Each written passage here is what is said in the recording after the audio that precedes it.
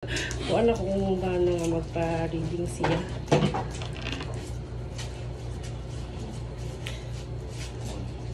Nagpaabot po ko nga kasi makanto kag CDO ba.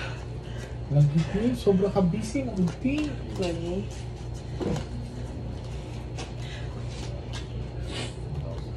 Actually, gapanginig ko ba.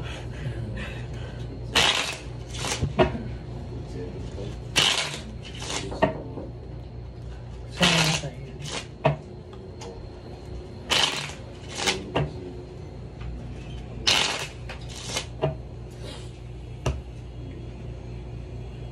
Okay, now ate, I want you to focus.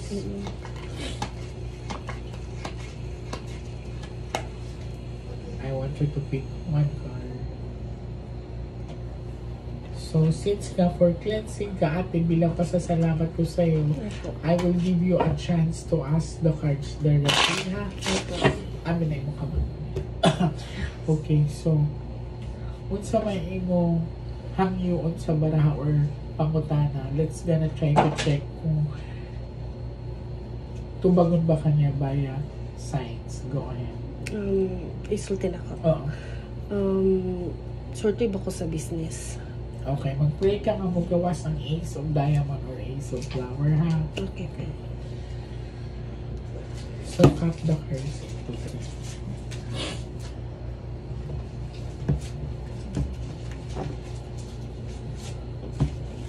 So, kuha ka ngayon atin ng 7 cards. So, total lagay mo dito.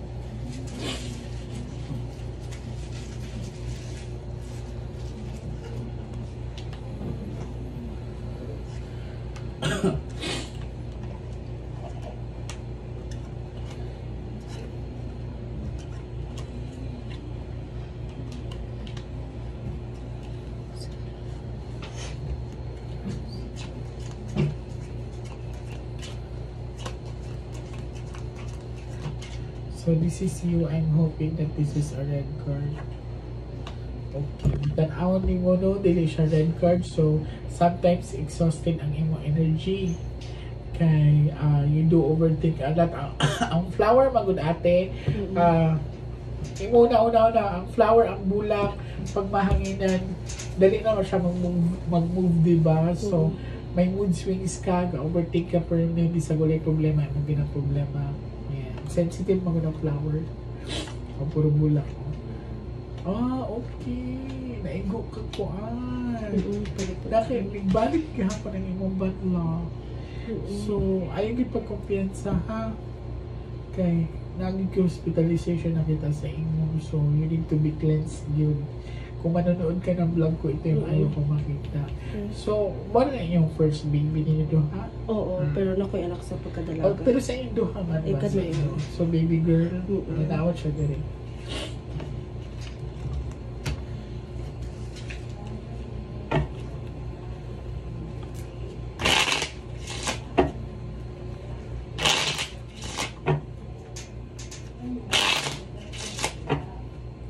So, cut the cards.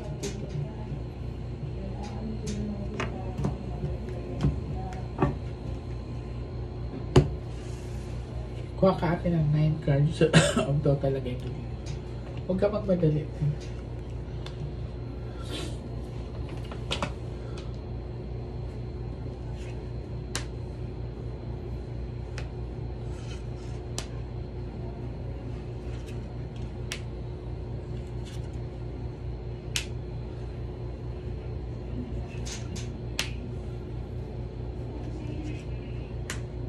Eight, 9.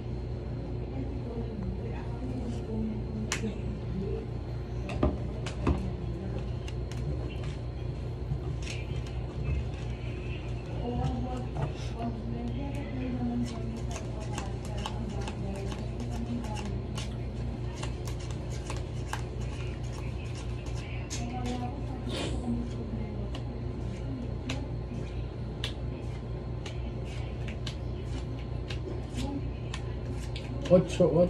So, pwede ka sa business ate. Magkatapat kasi to. So, that represents pwede ka sa food industry. Okay? And then, si kuya. Ito si kuya. So, titignan natin. Pero, mas, mas exhausted ang energy ni mo karon. Last set ito.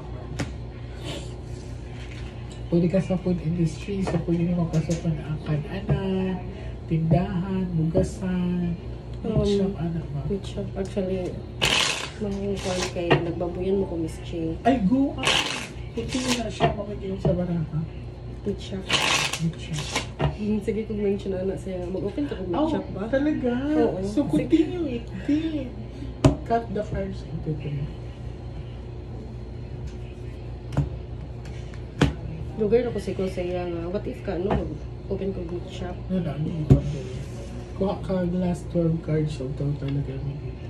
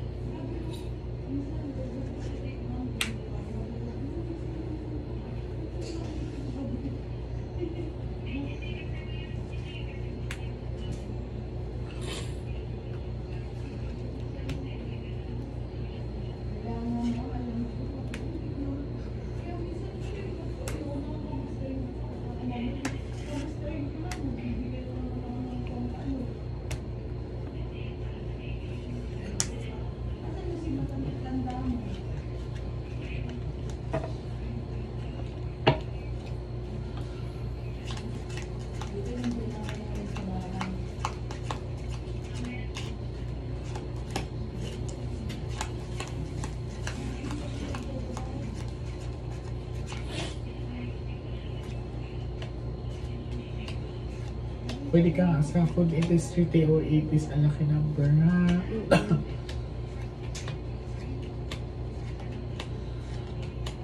So, ginakasuyaan lang kang babae. I So, think, mga kaila ko ano, kasi pinaingitan ka lang. So, ganito ang gagawin mong cleansing, ate, ha? 1 month po itong gagawin, pero hindi mo siya gagawin araw-araw. Help me and help you. So, paano mo ako matutulungan? By doing the positive ritual. When you say ritual, it should be done correctly. Okay? So, sa loob ng isang linggo, 2 beses mo lang siya gagawin. Duhara ka times, tuwing Tuesday lang at saka Friday. So, sa may buhato ng Tuesday at Friday. Pag maligo ka ng Tuesday and Friday, for example, timba ni siya planggana or kung nakay bathtub, butangan niyo magtubig, after the water, lagyan niyo mong asin. Rock salt, not the iodized salt. Gaano kadami, depende sa iyo, pwedeng 1 kutsara, 2 kutsara, or 1 dakot, pwede na yan. After mo maligo na may asin, magsindi ka ng Katoliko ka ba? Magsindi ka ng puting katila sa altar, okay? Mag-offer ka ng prayer, 2 Hail Mary, 1 Our Father. Okay? So now, tatanungin kita, ilang beses mo siyang gagawin sa loob ng 1 buwan? 2 beses. Sa loob ng 1 buwan, ate. 8? Very good. Why do I'm asking you? Kasi para ka nagtitake ng antibiotic. Hindi ka pwede kumulang, hindi ka pwede sumobra. Okay, do that. Alright? Para ma-remove natin ang mga negative energy na na-absorb nito. And for the business, go for it. And that would be the food industry. Okay? Thank you so much. Thank So, you. siya.